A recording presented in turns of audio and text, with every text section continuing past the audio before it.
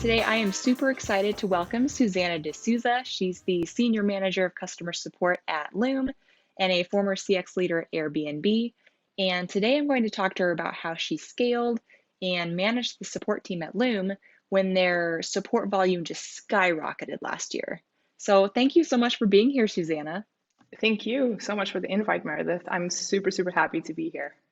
So I'm a huge fan of Loom. I use it all the time for screen capture videos. In fact, I think the last two videos on my LinkedIn page were recorded with Loom. But for anyone watching who may not be familiar, can you tell us a little bit about what Loom does? Yeah, absolutely. So, Loom is video messaging for work, simply put. It is a way for you to record your screen, your camera, your audio in one simple step. And you can use that video to instantly share it with customers, with your team, onboard new customers, send sales pitches, you name it. We have schools all around the world using Loom to educate students. We have students using Loom to practice their presentations. So the use cases are really, really unlimited. That's really cool. So I bet given that last year was probably pretty crazy for your company, I would imagine. Yeah, it was insane. So whenever COVID really hit and, workers all around the world had to find ways to communicate, they were basically forced to, from one day to the other, just go home and work, and they had to find tools to keep communicating. That obviously, had a huge impact for Loom. We started growing like crazy. We were growing. We were definitely on our way to with a very steady growth, but that was just kind of like a catalyst, right? And then on top of that, I'm super proud with how the Loom team responded to COVID, and our leadership team decided to make Loom free for all educators and students all around the world. And that was just amazing. We saw, tons of new users in terms of like teachers and students just using Loom every single day. Schools were closed, so they were doing their lessons through Loom. Even my mom is a teacher here in Portugal, and she was using Loom with her students and calling me and being like, "Why doesn't this work?" And we're like, "Yeah, we're trying to fix everything." We just had like massive growth. So yeah, it was a crazy, crazy time back in March, April, May. Those 3 months for us were just like absolutely insane, but Wow, really I exciting. bet. Yeah, and that's really cool that your company offers the offer Loom for free for educators. That's a really great idea. Oh, thank you. And Yeah, on I was super proud of yeah, it too. and kind of on the note of that growth, so I've heard you say before that Loom is now supporting over 10 million users worldwide. That's crazy. So Yeah, can you tell me a little bit about all the growth last year and how that affected your team and your support strategy? yeah, absolutely. I mean, I remember we were in Barbados in the beginning of the year, January. We were basically in paradise, planning the year ahead, and we had no idea that a huge pandemic was going to hit us and that the environment and was going to change drastically. So we did not plan for COVID. Obviously, no one did. And we just had to change a lot with our strategy. We had to figure out ways that we can improve our workflows. We had to create new workflows. We had to create new admin tools. We had to basically change everything.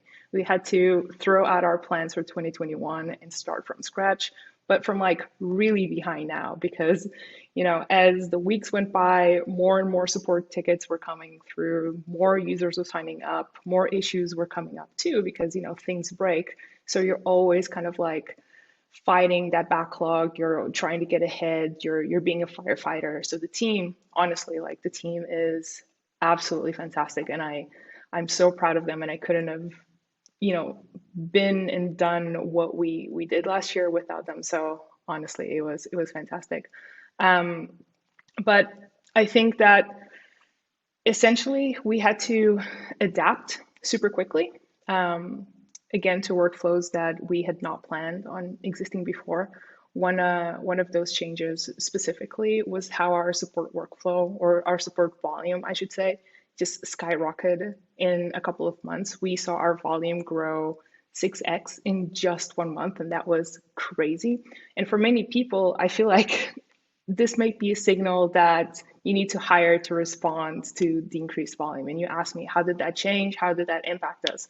Well, for us, we decided to actually take a little bit of a different approach in the beginning. So we waited and we automated, which is a funny way to put it. But essentially, we took a step back and we looked at everything that we could do to decrease the volume before we invested in recruiting, for example. So, and this is not because we didn't want to grow the team, but because we didn't want to make any rash decisions based on seasonality. So we knew that COVID, unfortunately, was here to stay, but we didn't know if that volume was here to stay too. So as a result, with all the automation, we were able to decrease our volume. And instead of hiring multiple teammates at that time, we just hired two. And then once we had a better understanding of how the volume was going to evolve, it actually started picking up again when we launched Loom for Teams in October. And we knew at that time that that's not going to be seasonal volume, right? So it's going to continue to build up as we got more users. So we were more,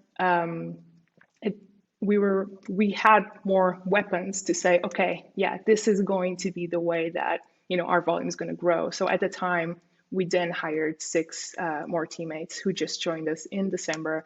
And again, I couldn't have done it without my amazing support team. They were absolutely key in making sure that we could continue supporting our customers through this pandemic. Awesome. I remember you mentioning in a webinar a couple of weeks about what you did to kind of address this huge increase in tickets, because at the time, your team was still pretty small, right? Yeah, we were probably like 6 people. I forget now. It feels like such a long time ago, which is crazy. Right. But yeah, when I when I share that story, I'm super proud of it because this was something that we did and it was a risk. We didn't know if it was going to work. And fortunately it did. The response was great, but I'm sure that it definitely, frustrated a lot of people. And it's not something that is scalable, but it's something that, it was an emergency and we had to do something. So I know that you know the story, Meredith, but the context here is that our support team was not ready for the massive spike in volume that we received when COVID hit. So that forced everyone to start working from home and communicating online. So on top of that, we offered our paid plan for free, as I mentioned, to anyone in the education sector. So no limits, they continue to do schoolwork. And although I'm super proud of that, that also means that we went from like 2,000 support tickets to 12,000 in just a month, as I mentioned. Yeah, so that was crazy. And what happened was that we literally had thousands of customers waiting for an answer in just a matter of days. And that meant that our CSAT, which is the metric that we use mostly to understand how, what the sentiment is from our customers in response to our service, it dropped 10 percentage points. And for us, that was catastrophic. Sorry, I can't speak today, but it went from like 93% to 83%. And it was horrible. It had never, ever happened before. And it had never been that low either. So we knew that something had to change. We knew that we had to do something. So we struggled with it a ton because we wanted to get back to everyone as soon as possible, but we just didn't have the resources to do it. We were 6 people in support. So we thought, okay, what can we do? We leaned on one of Loom's values as a company, and we decided to lead with transparency. So essentially what I did was I recorded a 1-minute video and we sent that video to around 4,000 people. And the video was a very transparent video of me being like, hey, I know you're waiting. I know you've been waiting for a few days. I am so sorry. And then I showed like a chart of our support volume in which you basically saw, okay, then like huge spike. And that was a concerning chart, obviously. And then I also showed photos of the 6 people in the support team that were helping customers at that time. And most of all, I just apologized. And I said, look, we're a small team. We have this much to handle. I'm really sorry. We're going to get to you as soon as we possibly can. And I think the transparency and the maybe like vulnerability of that video really just created the opportunity to have a really excellent feedback or response back. All of a sudden, we were getting responses and updates from people saying, "Hey, it's okay. Like, I understand. No one planned for COVID. We're all underwater." And I think just having that level of empathy was amazing. It was, still are exceptional times that we're living in. And I think people really appreciated that update, that explanation. So, based on that, we actually encouraged the team to double down on that video recording. We went from around 200 videos per month from 6 people to 500 videos per month. And the best thing was our CSAT just continued to grow over the next couple of months, and we got back to 93%, I believe, 3 months later, which to me is just a fantastic win. So that was a really, really great experiment that we ran, and I'm super proud of the team once again for delivering to our customers. Yeah, for sure. That's a great story. And Thank that's you. amazing that you were able to get your CSAT score right back to where it was so quickly. Um, Yeah, so, honestly, that's the best part is the fact that we then knew from our customers that, okay, even though it's taking us a little while, we're still delivering a service that they, value that is helping them. So if we remove that time constraint, then, everything should be fine, but it is the time part that was the most difficult part, is fighting the backlog. So then again, we also had to go back to automation. How can we be more efficient? How can we find, the tickets or the support requests that have specific keywords that we can just, let users know, hey, this is the answer in an automatic way so they don't have to wait, because people don't want to wait for a response back. They don't even want to contact customer support. They just want to figure out what the issue is and get on with their day so that they continue to unlock value with the tool that they are using. So our job is to facilitate, really. And if we don't get back to people in time, we're definitely not doing our jobs. gotcha. Yeah, it sounds like you took kind of a two-pronged approach to trying to solve this massive queue of tickets. Kind of both investing on the self-serve support side and then also hiring a couple reps and then hiring a few more down the line. So I'm curious for you as the team manager, how did you balance hiring new agents, managing the team you already had, and then probably still crushing tickets on your own too? Not as many as I'd like, to be honest, but I try. I try sometimes. Although because I'm not in the queue so much, I end up being like a newbie, and I have to rely on my team to help me fix new issues. So it's a learning experience every time. But thank you for that question. I definitely love working with teams that are cohesive and building cohesive teams. I think it really goes back to the concept of just surrounding yourself with people that share your beliefs. I think my experience at Airbnb was really special for a number of reasons, but probably the main one is that I walked away with friends for life, and that is just invaluable to me. Um, I think that, again, like if I think back to that time, I remember distinctly listening to Airbnb's founder and CEO, Brian Chesky, and he was talking about the company's mission, the company's vision, and he was just able to influence a very big group of people. And I truly believe that having like a leadership team that can inspire people to do their best work is a really amazing way to build a happy, productive team. And I think I have that at Loom too, which is one of the reasons why I love working there so much. So I think our founders do a fantastic job of attracting talented people based on the vision they have for Loom. It all really starts with them and how they position the company. And once that's out there, amazing people will come and work at Loom because they see their own values reflected in ours.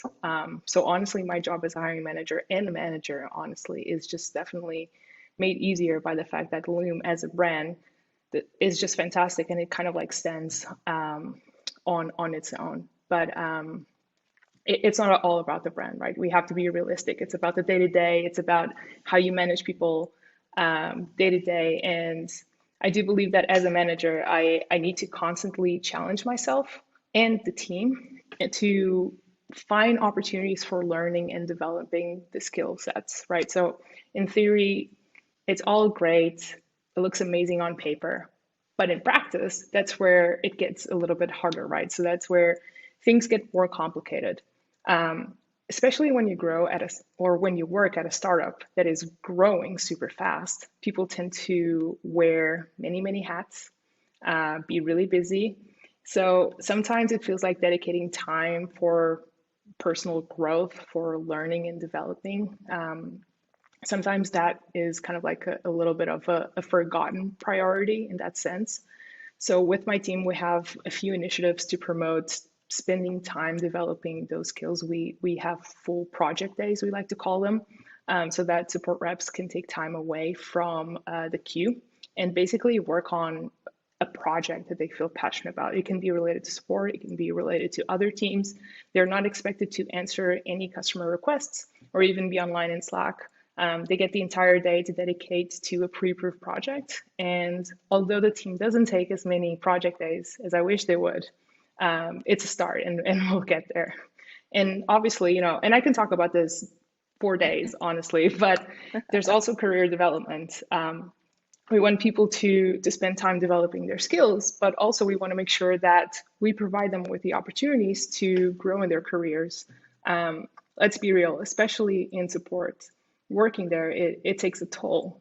You can spend, 2, 3 years de-escalating angry, frustrated customers over and over again while still being, a delightful human, providing a really great support experience.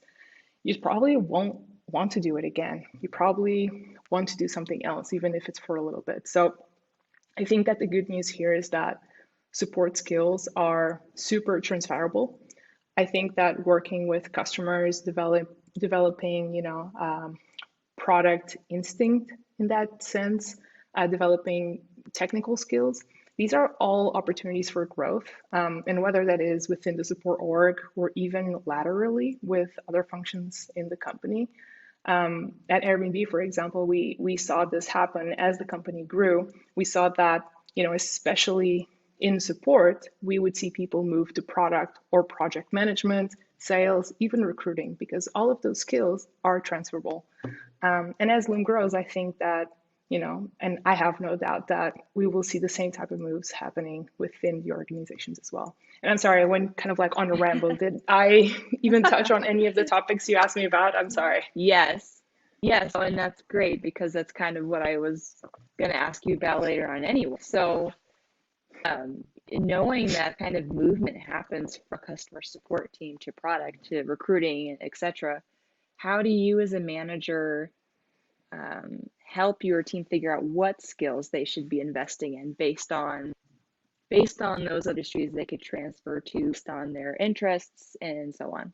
So it really depends on the person, and it depends on what they see themselves doing in, a few years, a couple of months, whatever is in their timeline.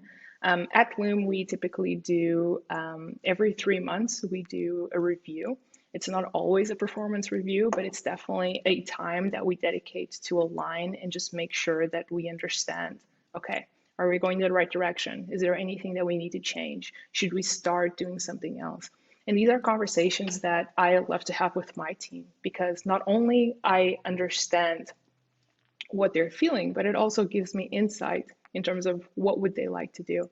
And I truly, truly believe that their success is my success. I'm not a gatekeeper. I'm not there to say, okay, you're in the support team. You have to stay in the support team. I'm there to support them.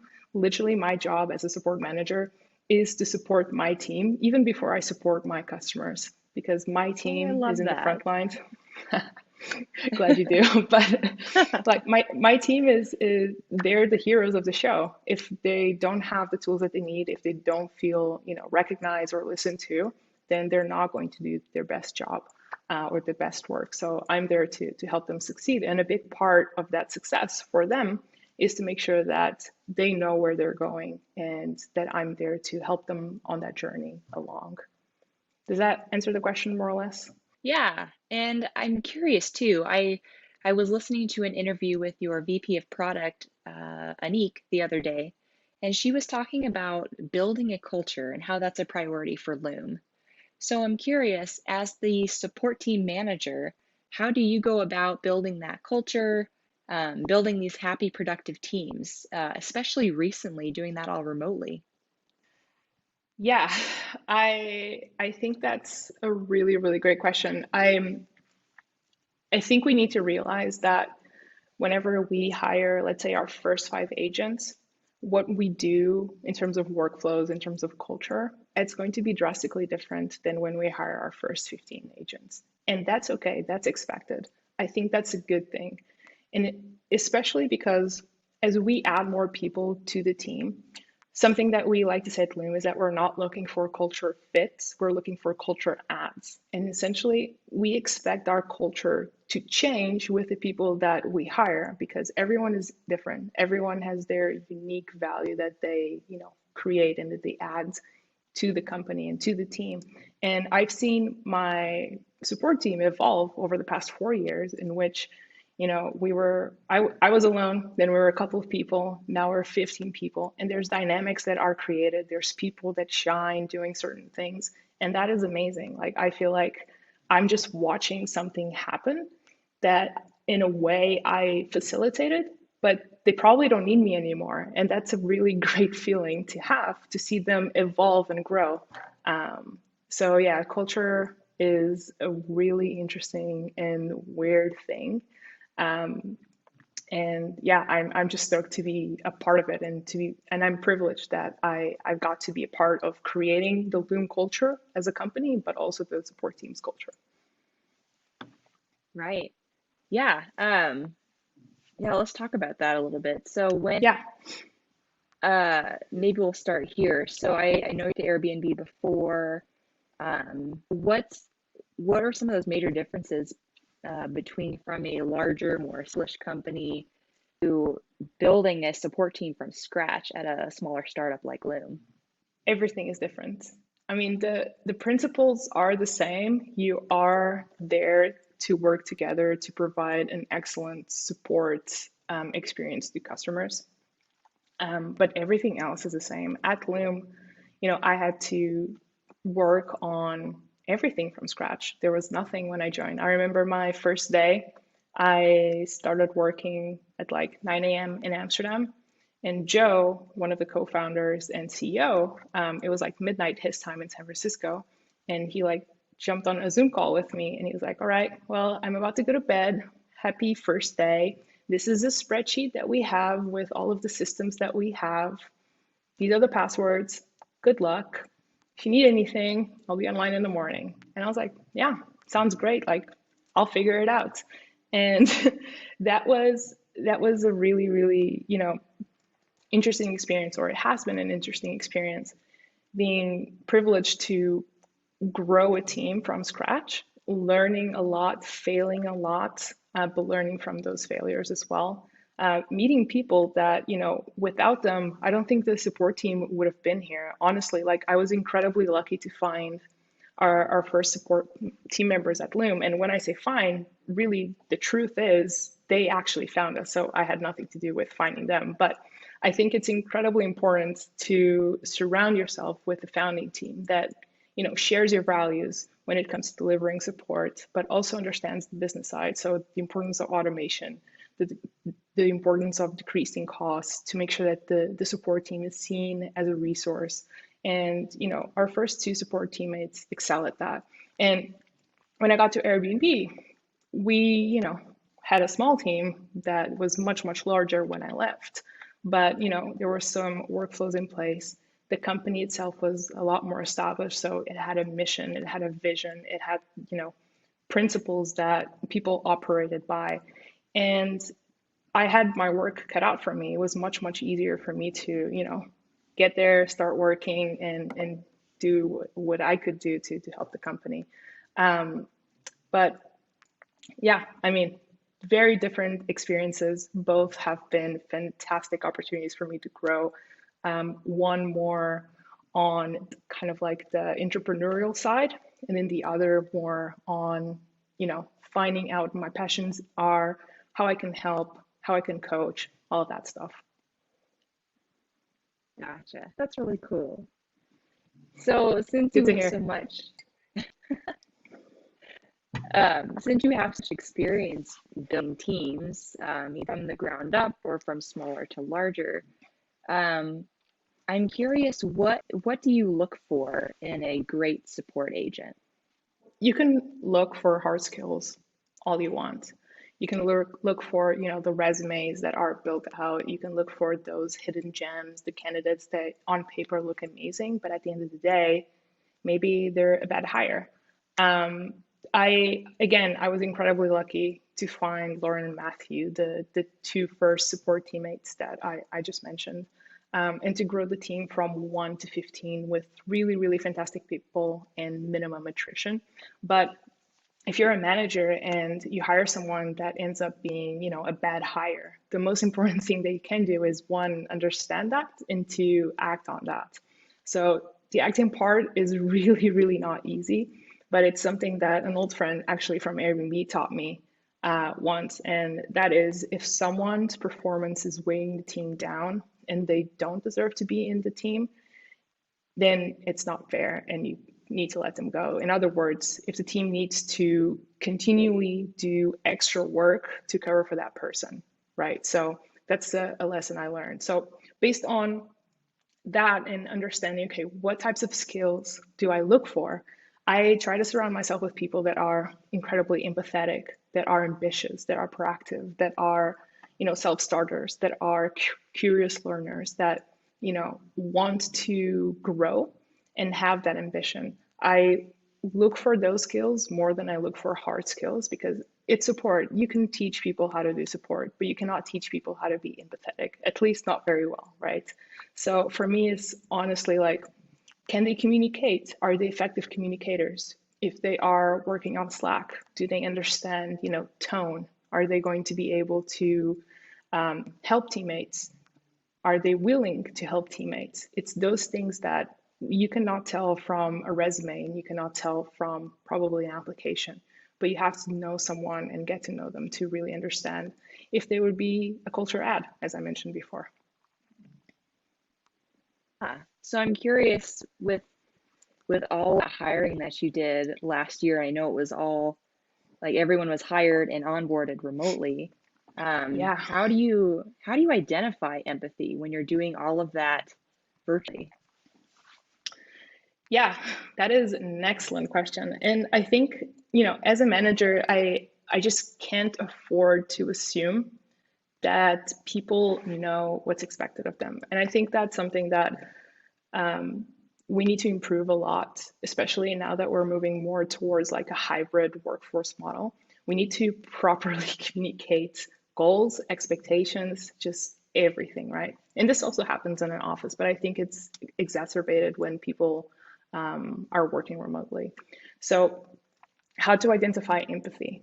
Do you mean also like in the recruitment process or specifically like when people are working on the team already?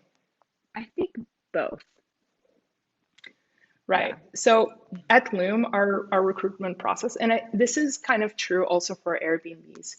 Um, Actually, I'll start with the Airbnb example. So when when I was at Airbnb, something that they taught me was to hire for core values, and this has stuck with me during my time at Loom. And we kind of did the same in a different version. But essentially, what happened at Airbnb was that we actually had a core value team.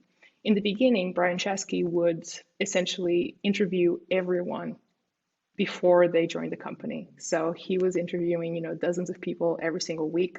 And then Airbnb hit like, fast growing, hyper growth, whatever you want to call it, as we know. And he stopped being able to do that. He couldn't meet everyone on a daily, weekly basis. So he was forced to create the core value team. And at some point during my tenure at Airbnb, I was invited to be part of the core value team, which was a huge honor. We were trained by Brian Chesky with his, vision for everyone that he wanted to hire, how it, looked like to work at Airbnb. And a lot of the questions that I would ask in an interview to assess core values were designed especially for that purpose. So I was in support, I was in payment support, but I could be, interviewing an engineer or a marketing manager or someone in finance. It did not matter. I didn't have to assess any hard skills. All I had to do was go in there and try to assess, is this someone I would work with and I would be happy to work alongside with? Is this someone that has values that are relatable to Airbnb's values and my personal values? And through communication, we would try to assess that. And that's also something that I try to do at Loom. And the way that our interviewing process works is that we design it to figure out by asking certain questions or by proposing certain exercises that we can determine if someone shows the qualities, specifically empathy, in this case, that we would hire them for. Gotcha. I know I've been on hiring committees in the past too, and one of the things I always like to do was take the candidate out for lunch or and see how they Nice. interacted with wait staff. Yes. Like it's a small thing, but that was one way that I judged character and empathy. And That's so, huge. yeah, right. Like, and so Yeah. I'm just curious how that translates to, you can't meet a person face to face. You can't take them out for a meal. So how do you identify that character and empathy? Um, Yeah, if you're able to that share, is what are some of the questions that you ask to gauge that? um yeah, that is a great question. So I'm trying to think actually of our recruitment process and the types of questions that we ask. But for example, recently support is based on empathy and, customer issues, you have to respond with empathy. So I feel like I have my work cut a little bit easier because of that. But recently we just hired 6 people for the team. And one of the exercises that I ran through with them is essentially telling them, hey, you know, this is a fictional situation. How would you respond? And then seeing that first response, and then adding more to that, and then seeing how they respond, and then adding even more to that, and then like really pressing to understand, okay, is there a breaking point? Can we push them a little bit more? And most people would just like do amazing because they were truly empathetic people. They, could get back to me with a reasonable answer. And even though I was throwing them curveball after curveball after curveball, they would just do amazing. And I really love doing that exercise specifically because it's just a really great way for me to assess, okay, are they aware that, I'm testing them for different things? If so, how do they respond to that? And for me, that's a huge telling sign. If someone, just shows all of the qualities that we're looking for, and if so, then most likely they will get a job at Loom. And if not, then unfortunately, it's a no from me. Curious, what are some of the qualities? I know transparency and empathy are a couple. What are some Yes. of the other main ones?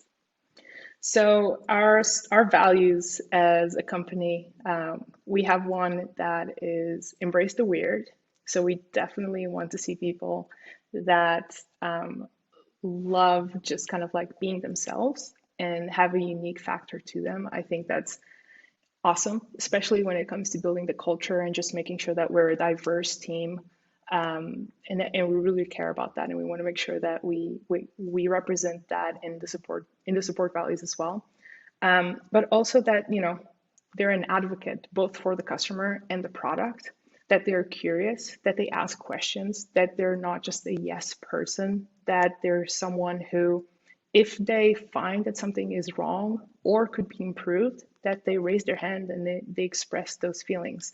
I like to make sure that I tell my team, hey, if I don't know it, that it's broken, I can't fix it. And what I'm really trying to do is create an environment where people feel comfortable raising their hand and speaking up, because I feel like that is one of the most crucial ways that we can make a difference at Loom, that we can guide how the product evolves, that we can really shape how Loom is going to be in the future. And without people that are willing to put their hands up or that are willing to say, ask questions or understand how things work, we're not going to get there. given that you're trying to find this certain set of values, in the case of hiring those 6 new reps, so you're trying to find these values, you're trying to find these reps probably pretty quickly. How do you scale your hiring process so you're finding quality people in a condensed time frame?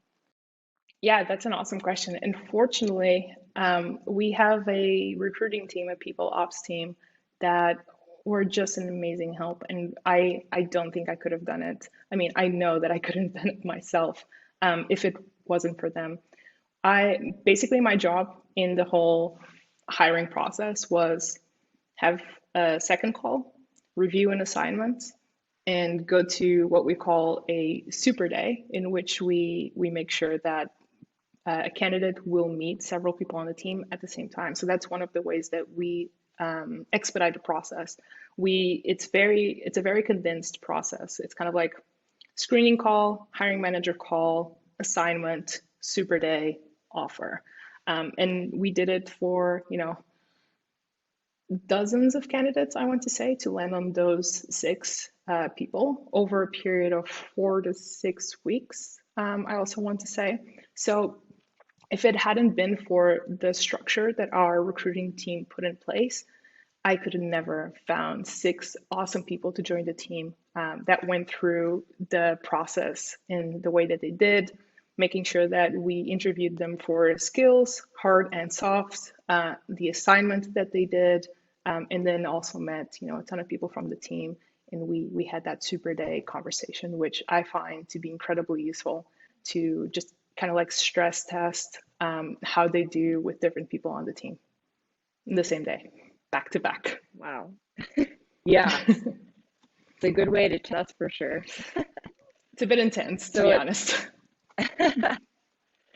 sounds like a big part of that like strategy is just making that there's a clear structure, clear set Yeah. of values, just really clear communicate between you and your recruiting team about what you're looking for. Yeah, absolutely. And I think that we 100% need to be on the same page in terms of what type of candidates we're looking for. And for me as a hiring manager, that is 100% my responsibility, that I'm communicating that accurately, not just to the recruiting team, but also to everyone interviewing, so that everyone is on the same page, everyone has access to the same documentation and the same profiles. And we need to make sure that there's a lot of structure, because realistically, if we hire 6 people, we probably need 600 resumes. We need to look at hundreds and hundreds and hundreds of candidates to land on those 6 awesome people. And it's a huge job. It's something that, I don't think that I could do over and over again and achieve the same quality. We got super lucky, but also tons of merit to the people that, got the job. They are fantastic. But repeating this over and over again, you're probably not going to get so lucky every single time, right? There's always going to be a time where maybe you didn't hire the right person, and as I mentioned before, and you have to kind of like realize that and take that action as well. But I just want to be like realistic that every single time that you're growing teams, every single time that you go into the recruiting process, even though you do everything right, it might not work out in the end the way you envision it. The most important thing is that you realize that, you learn for the next time, and then you do it all over again, essentially. Repeat and Right. again. So I'm curious, if you have similar structures in place, or if there's still that core belief in having a structure with the onboarding process. So once you hire all those reps and you need to onboard them quickly, I assume, so that they can get up to speed and start helping resolve tickets. What does your process look for onboarding? Yeah, that is a great question, because our onboarding process has changed and evolved a ton of times. And I'm super proud for the onboarding process that we have currently. I do need to give a shout out to Jacqueline on my team. She's a senior member of my team who has dedicated an enormous amount of time making sure that our onboarding is polished, that it's structured, that is clear, and that we communicate our expectations at every single step. So typically what happens when someone onboards to Loom is that, There's all that, people up stuff, computer setup, all of that happens, obviously. But then for the support team, we typically do a 2-week onboarding in which we just talk about product. We teach them workflows. We slowly onboard them onto, our ticketing platform. We go through customer issues, customer stories. We facilitate meetings with other teams, just a typical onboarding.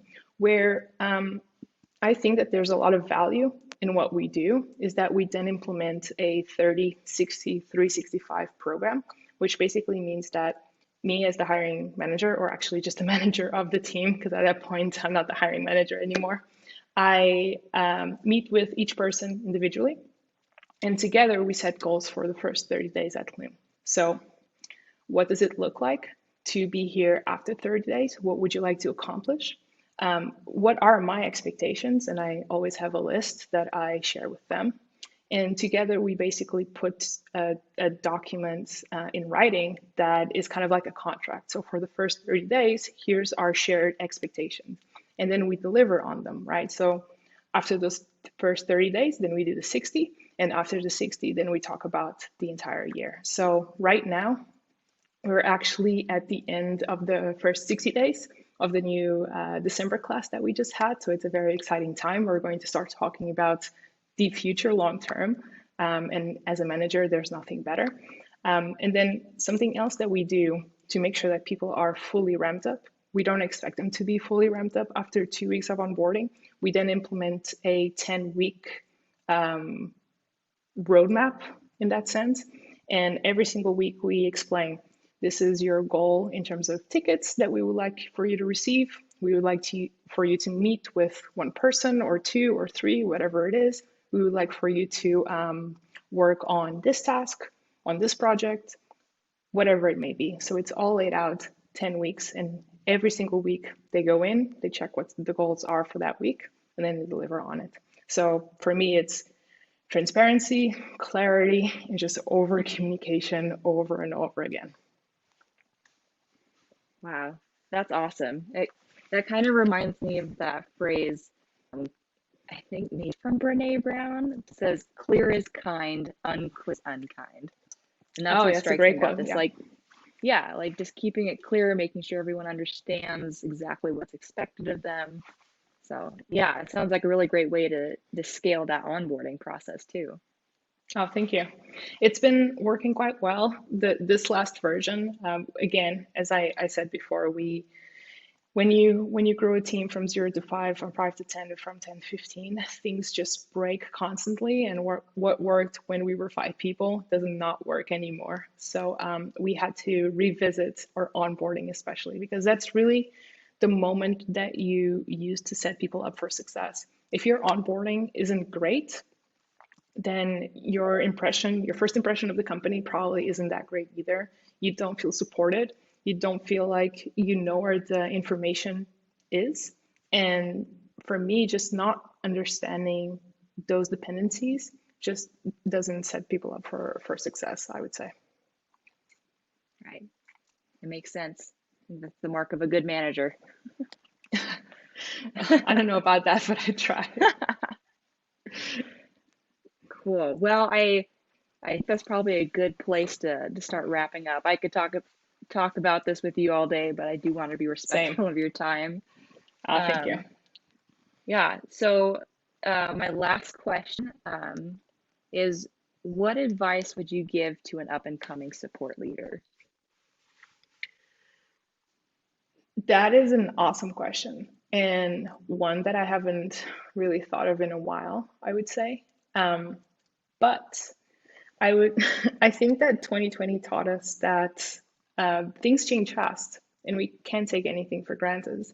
So if you're just starting as a support leader, support manager, whatever you want to call it, in a company that maybe is fast growing or isn't, it doesn't matter because the principle is always the same. Support your team and just make sure that they are doing their best work when they feel supported.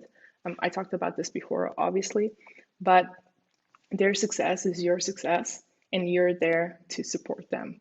I know it sounds a little bit counterintuitive, But for me, it's been what has worked the best throughout all these years. If you surround yourself with people that trust you and that you trust that they will do their best work and that they will represent the company, you're setting yourself up for success. You want to make sure that you're always learning. There's so many things changing all the time. Surround yourself with people that you truly find inspiring. If you don't have a mentor, try to find one. And if you can't find one because they're not available to you or you just, you don't have that sort of connection, look online, but just never, never, never stop learning. I remember back in the day when I was at Airbnb, I used to watch a lot of TED Talks. I was working remotely from Portugal, so my FaceTime with my managers was, Zoom, and I didn't see my colleagues unless we were going to like an offsite, which is actually the same as Loom right now, and most people in the entire world. But Yep. back in the day, communication felt a little bit more asynchronous than it is now. We used to email for everything, which feels crazy right now. But I used to watch a lot of TED Talks, and I didn't have a mentor. And I remember finding Amy Cuddy's "Fake It Until You Make It," and that TED Talk honestly like changed the way I felt and I was, to be honest. Like it was life changing for me. And even though I didn't have a mentor, I look at Amy today. I don't know her, by the way, and I see her as a mentor because her knowledge was accessible to me through the internet, and it is accessible to literally everyone. So even though you can't find a mentor, don't let that be a roadblock.